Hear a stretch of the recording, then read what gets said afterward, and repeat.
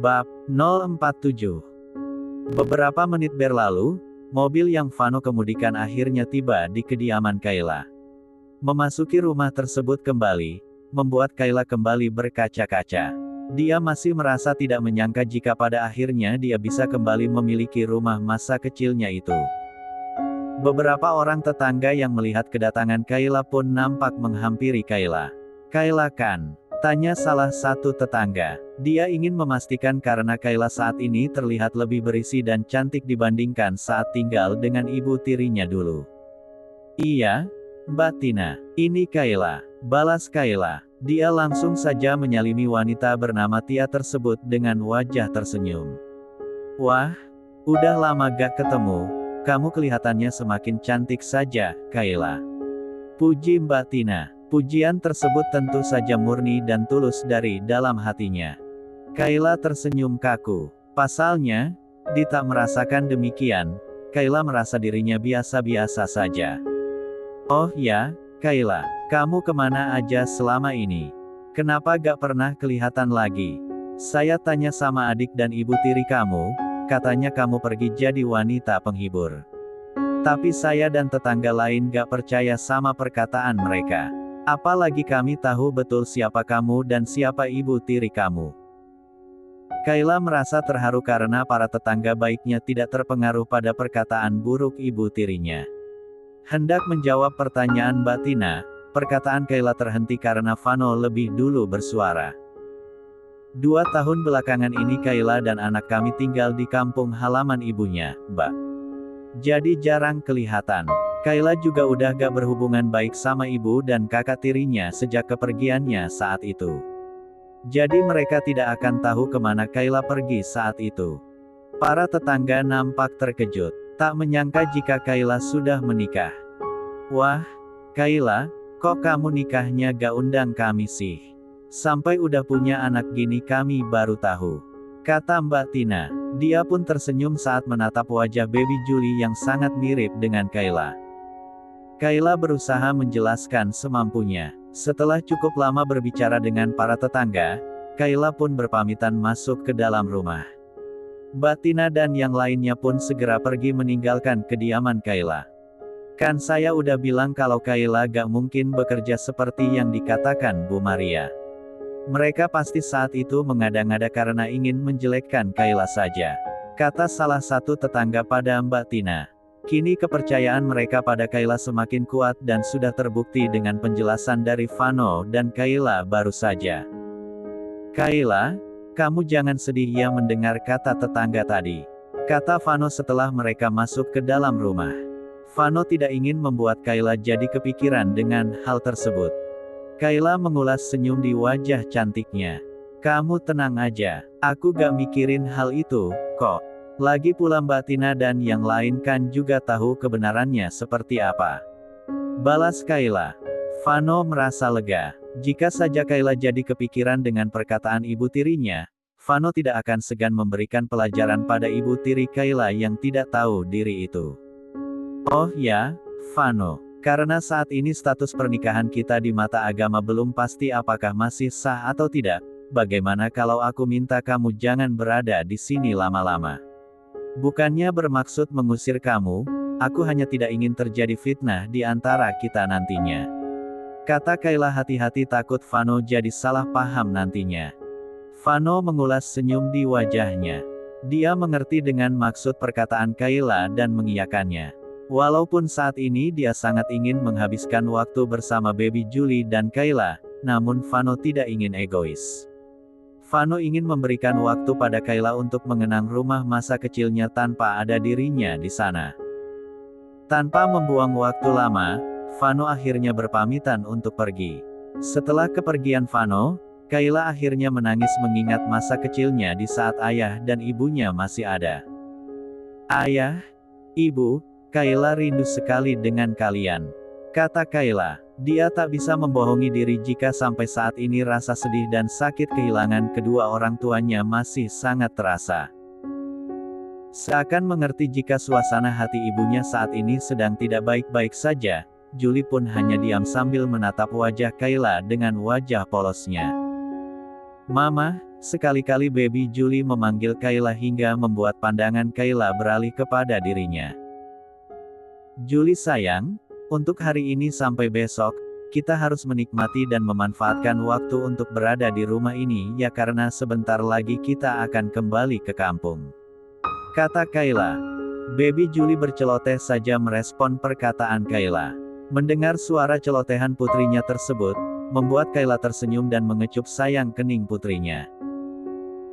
Setelah mengajak sang putri berbicara, Kayla memusatkan pandangan ke arah foto kedua orang tuanya dan dirinya yang sudah terpajang kembali di dinding rumah.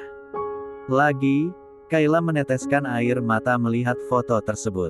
Sungguh Kayla tak kuasa menahan rasa rindu kepada kedua orang tuanya itu. Vano, terima kasih karena kamu sudah membuat rumah ini kembali menjadi milikku. Terima kasih karena kamu sudah membuat rumah ini kembali dihiasi foto ibu dan ayah. Kata Kayla dalam hati. Walaupun rasa hutang budinya pada Vano begitu banyak, namun tak membuat Kayla jadi mengurungkan niat untuk kembali ke kampung halamannya. 2 hari berlalu, Kayla akhirnya berangkat ke kampung halamannya dengan diantarkan oleh Vano, Andira, Adelio dan Momi Korla. Melihat begitu banyak orang yang mengantarkan dirinya, membuat Kayla merasa harus sekaligus bahagia. Vano, sebenarnya kamu gak perlu repot-repot begini mengantarkan aku dan Julie. Kata Kayla di dalam pesawat. Posisi mereka yang saat ini duduk bersebelahan membuat Kayla lebih banyak berbicara dengan Vano. Aku gak merasa direpotkan sama sekali, Kayla. Aku justru merasa tenang kalau seperti ini. Dengan begini, aku bisa tahu di mana alamat tinggal kamu dan dengan siapa aja kamu tinggal di sana. Balas Vano. Kayla tentu saja senang dengan sikap perhatian yang Vano perlihatkan kepada dirinya. Bukan hanya perhatian dalam bentuk kata-kata, tapi Vano juga perhatian dengan menunjukkan aksi nyata. Bukan hanya Kayla yang senang dengan perhatian Vano tersebut, Momi Korla pun demikian. Sebagai wanita yang sudah menganggap Kayla anak kandungnya, Momi Korla lega akhirnya Vano benar-benar tulus mencintai Kayla dan mengakui semua kesalahannya. Setelah melakukan beberapa jam perjalanan menggunakan transportasi udara dan darat, akhirnya Vano tiba di depan sebuah tempat yang terlihat tidak asing di matanya. Kayla, kamu tinggal di sini? Tanya Vano memastikan. Padahal mereka sudah turun di depan rumah tersebut, tapi Vano masih saja ingin memastikannya. Iya, Vano. Sejak aku hamil Julie, aku udah tinggal di sini dan mengembangkan usaha ini. Balas Kayla. Vano terkesiap. Dia ingat betul tempat apa yang ada di depannya saat ini. Aku pernah datang ke sini mencari keberadaan kamu, Kayla. Tapi kenapa saat itu aku gak bertemu dengan kamu? Lirih Vano. Apa? Kamu mencari aku ke sini? Ulang Kayla. Vano baru saja mengangguk merespon perkataan Kayla dan ingin bersuara. Namun niatnya tersebut urung karena Mutia keluar dari ruko dan berseru memanggil nama Kayla dan Baby Julie. Mbak Kayla, akhirnya Mbak kembali lagi ke sini. Wajah Mutia nampak begitu senang. Karena saking senangnya, Mutia hanya fokus pada Kayla dan memeluk Kayla dan Baby Julie secara bergantian. Vano yang memperhatikan pergerakan Mutia menghela napas. Ternyata yang ia temui saat itu adalah Mutia, karyawan sekaligus orang kepercayaan di toko kue milik Kayla. Setelah memeluk tubuh Kayla dan Baby Julie, pandangan Mutia beralih ke arah Vano. Melihat wajah Vano, wajah Mutia pun nampak terkejut. Mas Vano, ayahnya Julie? Tanyanya. Vano menganggukkan kepala membenarkannya. Senang bertemu kembali dengan Anda. Andai saja saat itu saya selesai bertanya pada Anda, pasti saya akan lebih cepat bertemu dengan Kayla dan Julie. Dahi Kayla seketika mengkerut setelah mendengar perkataan Vano. Kayla merasa kurang paham mengapa Vano berkata seperti itu pada Mutia. Mengerti kebingungan Kayla saat ini, Mutia pun akhirnya bersuara. Jadi begini Mbak Kayla, saat itu Mas Vano ini pernah kesini mencari keberadaan Mbak. Tapi belum sempat dia nunjukin foto Mbak sama saya, Mas Vanonya udah pergi gitu aja. Terus saat Mbak nunjukin foto ayahnya Julie saat itu, Saya kaget karena ternyata ayahnya Julie pernah datang ke toko kita. Mau kasih tahu sama Mbak, tapi saya ragu takut Mbak jadi khawatir keberadaan Mbak diketahui oleh Mas Vano. Kayla terkesiap. Dia tak menyangka jika beberapa bulan yang lalu ia dan Vano hampir saja dipertemukan. Namun karena takdir belum merestui mereka untuk bertemu, mereka pun tidak dipertemukan dan baru bertemu kembali di ibu kota. Andai saja saat itu aku gak buru-buru pergi dari sini, pasti aku udah lebih awal bisa mendekap tubuh anakku. Sesal Vano. Dia jadi berandai-andai dengan kejadian yang sudah berlalu. Sudah, jangan terlalu disesali, namanya saja kamu dan Kayla belum ditakdirkan untuk bertemu saat itu, jadi ya baru bertemunya di ibu kota. Kata Mommy Korla, jika terus berandai-andai dengan masa lalu, hanya akan membuat Vano menyalahkan dirinya sendiri. Iya, Tante, saya cuma menyesal aja karena gak bisa lebih cepat lagi menemukan Kayla. Balas Vano. Mommy Korla mengangguk saja mengiyakan perkataan Vano. Karena mereka sudah terlalu lama berada di luar rumah, Kayla pun mengajak mereka untuk masuk ke dalam rumah. Setelah masuk ke dalam rumah dan melihat penampakan rumah Kayla, Vano merasa lega karena anak dan istrinya bisa tinggal di rumah yang cukup besar dan layak untuk dihuni. Uang pemberian kamu saat itu aku pergunakan untuk membeli rumah ini dan membangun ruko untuk jualan kue. Selebihnya aku tabung untuk kebutuhan aku dan Julie. Beritahu Kayla yang kini sedang berdiri di sebelah Vano. Vano menoleh ke arah samping. Dia menghela napas berat setelah mendengar perkataan Kayla. Seharusnya semua kebutuhan kalian aku yang penuhi, bukan kamu. Balas Vano. Ada rasa penyesalan yang kembali datang di hatinya karena mendengar perjuangan yang keluar dari mulut Kayla. Kayla mengulas senyum tipis di wajah cantiknya. Kamu gak salah, Vano. Apa yang terjadi saat itu sudah menjadi kesepakatan kita, aku juga bersalah karena nutupin keberadaan Julie dari kamu.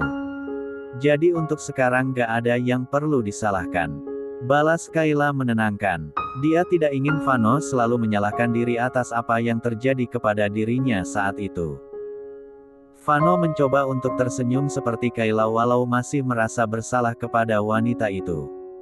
Mommy Korla yang tidak ingin kesedihan kembali dirasakan oleh Vano dan Kayla, meminta mereka untuk segera duduk di atas sofa. Tunggu sebentar ya, Bu, Mas, Mbak. Biar saya ambilin minum dulu, kata Mutia ramah. Kayla dan Mommy Korla mengiyakannya. Sementara Vano hanya mengangguk sebagai respon atas perkataan Mutia. Setelah kepergian Mutia, Vano kembali mempertanyakan beberapa hal kepada Kayla termasuk keamanan Kayla tinggal di sana. Kamu tenang aja, Vano. Di sini lingkungannya aman kok. Bapak-bapak dan pemuda di sini juga sering ronda setiap malam menjaga lingkungan ini, kata Kayla.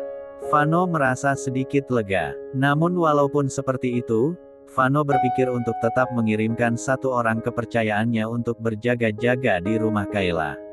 Takut-takut bila suatu hal yang tak diinginkan terjadi nantinya. Setelah cukup lama berbincang di ruangan tamu rumahnya, Kayla mengajak Mommy Korla dan yang lainnya untuk beristirahat lebih dulu. Karena Mommy Korla membutuhkan waktu untuk beristirahat, Mommy Korla pun langsung mengiyakannya. Sementara Vano memilih untuk keluar dari rumah sambil melihat-lihat pemandangan di sekitarnya. Syukurlah usaha kue yang dirintis oleh Kayla berjalan dengan lancar, gumam Vano dalam hati. Melihat banyaknya pesanan kue yang sudah siap oleh Mutia di dalam showcase yang diletakkan di dalam ruko, membuat Vano bangga dengan keberhasilan usaha istrinya itu. Setelah melihat isi showcase, Vano kembali mengarahkan pandangan ke sekitar rumah Kayla.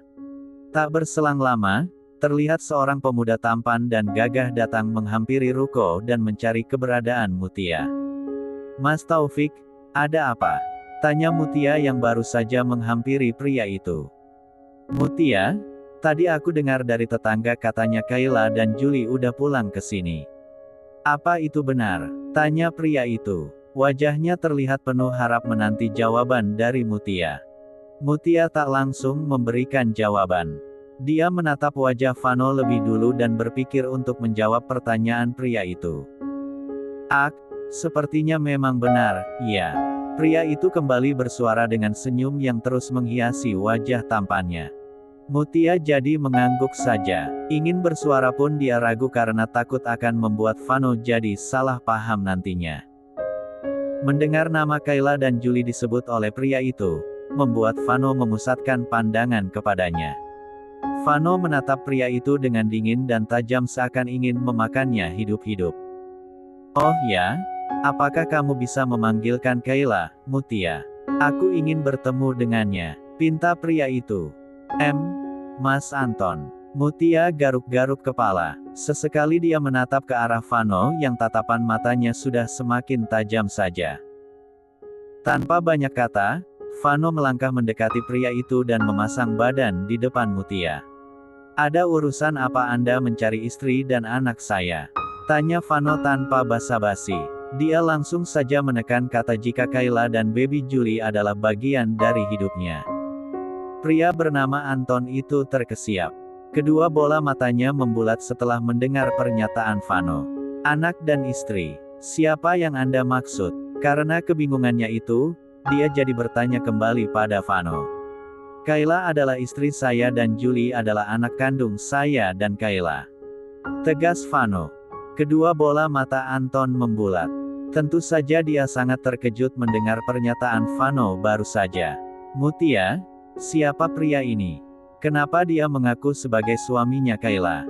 Bukannya Kayla itu sudah janda dan suaminya udah menikah lagi? Tanya Anton. Dia lebih memilih bertanya kepada Mutia daripada Vano karena menurutnya jawaban dari Mutia pasti lebih valid daripada ia bertanya pada Vano. Mas Vano ini beneran suaminya Mbak Kayla, Mas Anton. Satu lagi, Mas Vano juga belum menikah dengan wanita lain. Berita yang Mas dengar selama ini itu tidak benar.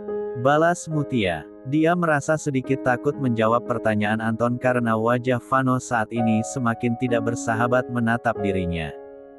Anton menggeleng tak percaya. Kamu jangan bercanda deh, Mutia. Gak mungkin dia masih suaminya Kayla. Toh selama ini Kayla udah lama di sini tanpa suami.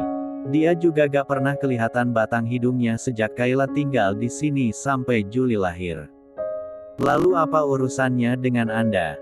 Sebagai seorang pria yang memiliki martabat yang sangat tinggi, tidak seharusnya Anda ikut campur urusan orang lain. Tegas Vano. Rasa kesal sekaligus cemburu yang menyeruak di dadanya membuat Vano tidak bisa bersikap ramah pada pria itu. Tatapan mata Vano yang nyalang dan tak bersahabat membuat pria itu menjadi sedikit tidak nyaman. Namun walaupun begitu, dia tetap saja tidak ingin percaya jika perkataan Vano memang benar adanya.